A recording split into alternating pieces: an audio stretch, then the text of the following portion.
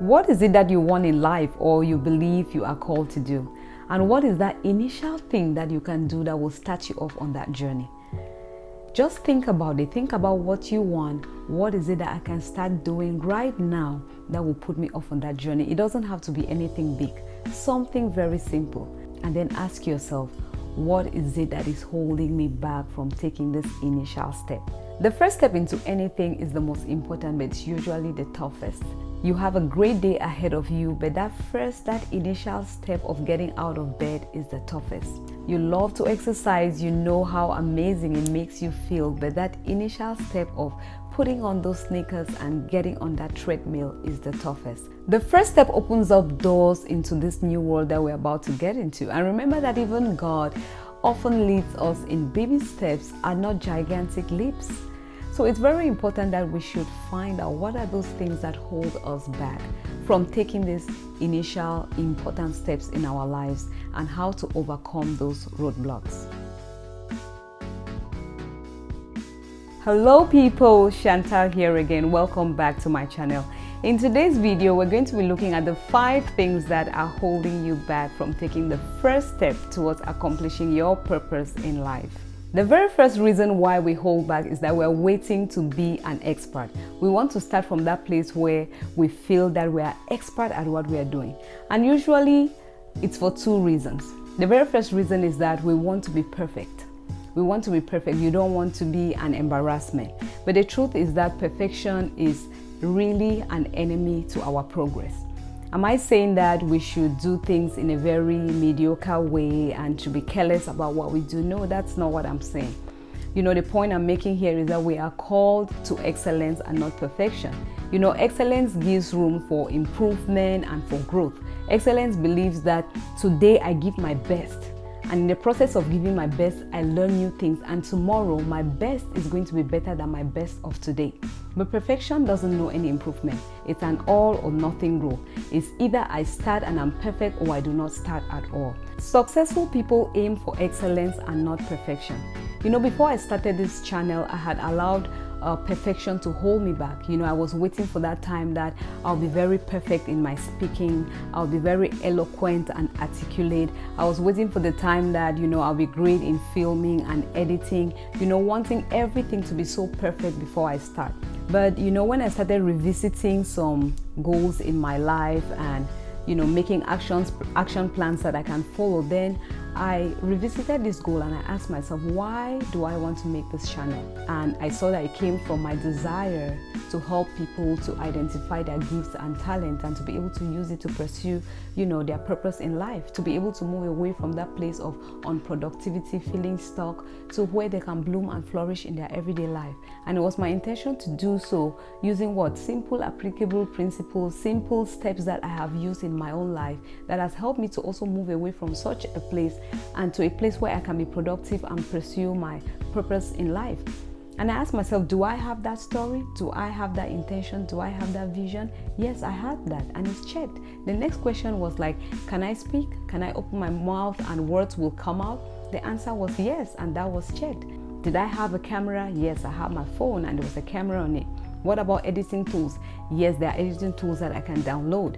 And so I started. Are there things that I desire to improve on this channel? Yes, there are a lot of them, and I'm working so hard towards that. But then I realized that I had all that I needed to start. The second reason why we keep waiting to be an expert is that we want to be credible. And I understand this because you want to give people a reason why they should listen to you and why they should, you know, take the risk of applying that which you are telling them. That is very important, but the problem comes when we feel that backstory has to be very big and dramatic for it to be authentic or credible. No, you just have to be honest with your story and your experience, no matter how small or how great that experience or that story is. Let me give you this little analogy. Let's say somebody tells you, I have a trick or I have a tip for you that can help you turn $1 to $20 in a day. Another person will say, why should I listen to you? I have $1 million in my account. But I have $1 million and I am going down. Somebody had $1 and was able to turn it into $20 in a day. That story looks so small compared to my $1 million. But I'm going to learn a principle from that person that I can apply in my $1 million situation, and it's going to multiply me and put me up at $1 billion place. What impacts people's lives is not the size of your story, it is the depth. And the depth of that story lies in the principles and the lessons that have been learned from that story. That is what impacts people's life. That's what you leave with people. I have learned the greatest lessons from the simplest of stories. So do not hold back from starting because you want to have this long CV. You want so many things in your resume. There are people who even attract drama or change their stories to make it more dramatic, in order to sound credible and authentic. Somewhere I believe that you just need to be true to your story. If you share from your heart, no matter how small it is, it will reach another person's heart, because we humans are connected in ways that we do not even realize. Somebody somewhere will relate to that thing that you're talking about. When you talk from your heart, it reaches another person's heart. So no matter how your experience, your story, your skills, you name it, no matter how small you may think that it is, start from there. The second thing that often holds us back from taking the first step is that we minimize our gifts and our talent.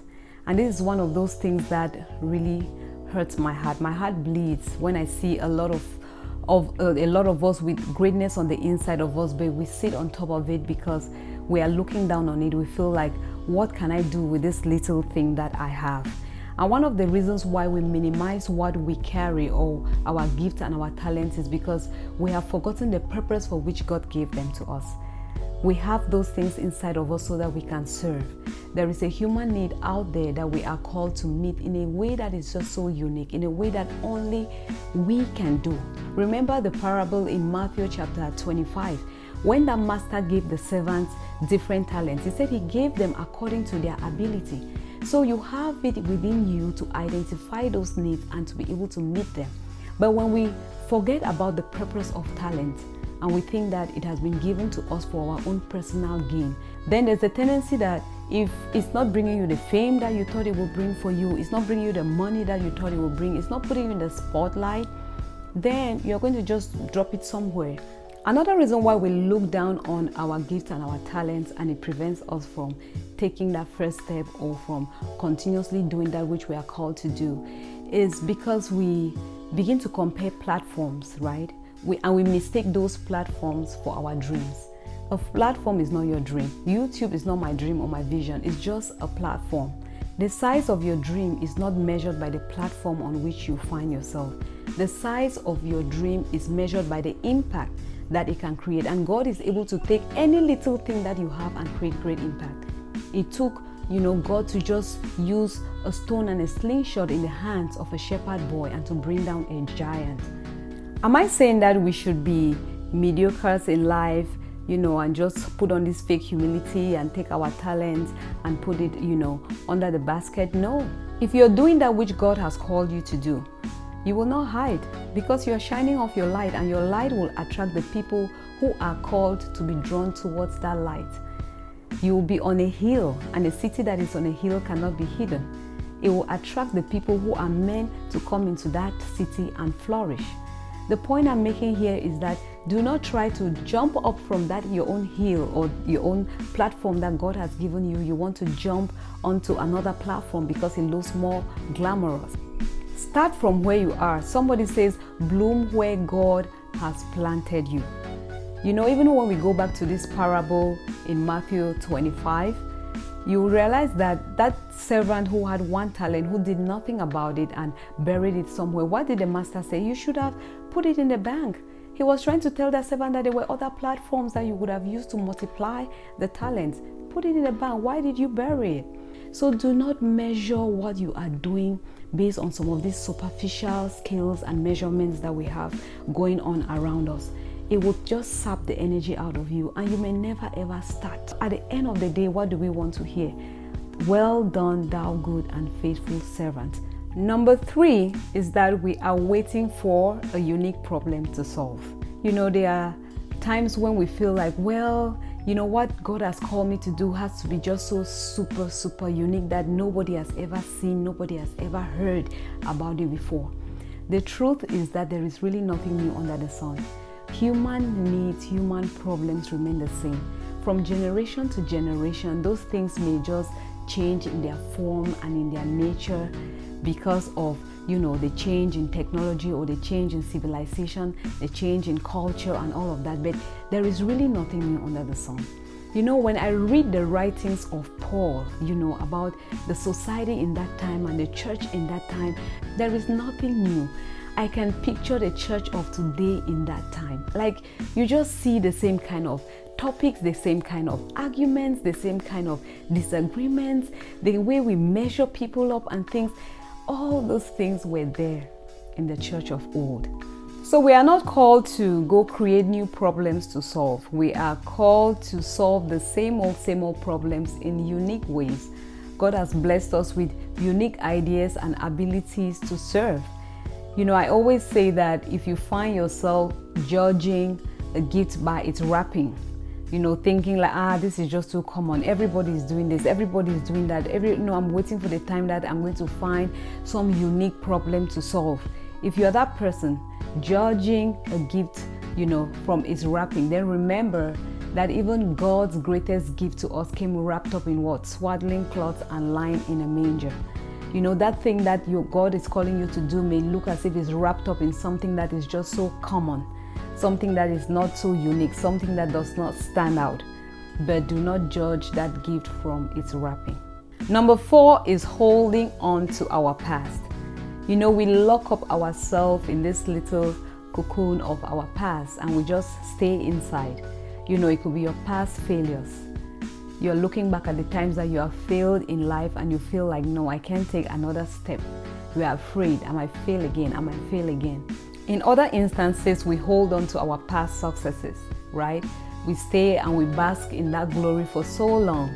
We forget that there are higher heights and there are deeper seas. Take that first step. There are more and better opportunities. Holding on to pain and hurt from the past is another thing that can really, really hold us down, because you will stay in that place of being a victim. And there is no way you can lead or influence anybody from a victim mentality. We also tend to be stuck in our past knowledge. That little that you knew then is still that little that you know now. I really encourage us that we should be open-minded. Study, learn, research, know more about this beautiful and diverse world that God has put us into to dominate and to serve. There is no way you can influence people if you do not understand people, their backgrounds, where they come from. Try to read, try to listen, try to watch. Do not just limit yourself to that little that you know. Honestly, you will not take daring steps. You will not find yourself stepping into new areas and new zones. The 5th thing that holds us back from taking those initial steps in our life is a lack of relationship and fellowship with our Creator. God created us, so it is He who knows us. He can define who we are and tell us our purpose here on earth. And then He is the one who has that master plan and He can help us navigate through that plan in our lives. When we are in close fellowship and relationship with Him, He helps us to understand what step to take. Miles Monroe said that when the purpose of a thing is not known, its abuse is inevitable. Many times we have abused our own selves or the talents and gifts that we have. We're doing nothing with them. We've kept them buried because we do not know its purpose. We have allowed our past and the society to define who we are. Albert Einstein also says that if you judge a fish by its ability to climb a tree, then it's going to live the rest of its life thinking that it is stupid, because it has been wrongly defined. A fish belongs to the sea. It has no business climbing trees. I've come to realize that I get more clarity about what I am doing when I'm in close fellowship with God, either through prayer, studying the Word, or just making sure that I am living intentionally every day, conscious of His presence in my life. When we live that way, we will always hear God clearly. Please let us not allow this noisy day and time that we live in to draw us or distract us from the presence of God. As the deer pants for the water, so my soul longeth after you. That is how we should desire God. Let it not be one of those things that we are doing just as, a to-do, It's one of those things on your to-do list. Prayers, checked. Bible study, checked. I went to church, checked. No, let it just be this overflowing desire to be in God's presence, this overflowing desire to know Him more, to hear Him clearer, to serve Him better. That is the kind of desire that we should have, especially in this day and time when we are bombarded with so much. I believe that if we do this, then every other thing that we have even talked about will fall in place, and then we'll be able to take that first step in our lives. So what is that thing that you can do starting today? That first step that you can take starting today concerning that thing that you want to do in life. Write those things down, and those things that you are able to do starting from today, and then start to do them. Do not hold back. Taking the first step is not a one-time thing. At different stages in our lives, as we take new turns and new corners, we will always have to take another first step. Please let me know in the comment section below, what are some of the things that you do that helps you to break through that wall to take that first step in your life? That will be very helpful to me, and it's going to be helpful to somebody else who is watching. Thank you very much for watching, and see you all again in the next video. God bless you.